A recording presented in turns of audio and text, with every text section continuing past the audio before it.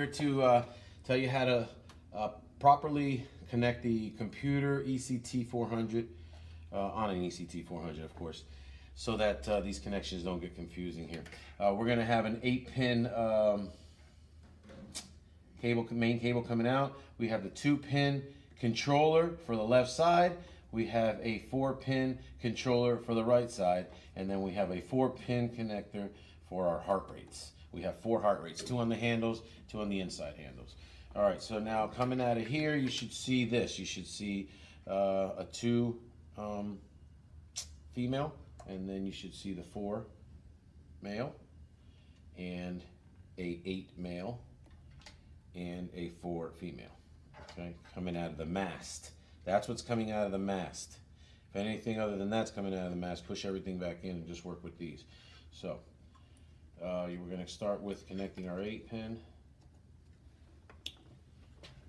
then we're going to do our 4-pin, and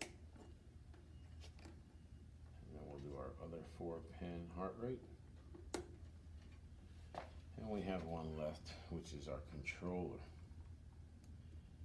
All right, now where the confusion gets is sometimes this mast is popped out and we have 2 more connectors, 2-pin female and male connectors that look exactly like the control connector, okay? And this gets somehow plugged into this, and this gets plugged into that, and then everything malfunctions. There's no button controls, nothing will work. So to make sure that if that happens, if you plug everything in and you have no control, no signal on the buttons, no beeping, nothing coming out of, no response, you have these crisscrossed here. So what you're going to do is you're going to either leave this cap off when assembling or disassemble this cap so you can get to these cables. And you want to determine, this is your heart rate cable, so let's find your heart rate cable by just pulling on it, and there I've found it already. So here's my heart rate cable, and indeed it is connected to my 4-pin heart rate connector. Okay. The other side will be the control cable, which looks exactly like the heart rate cable.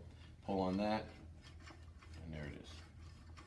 So once you determine that this is your control cable, you know that goes into your 2-pin control cable coming out of the computer.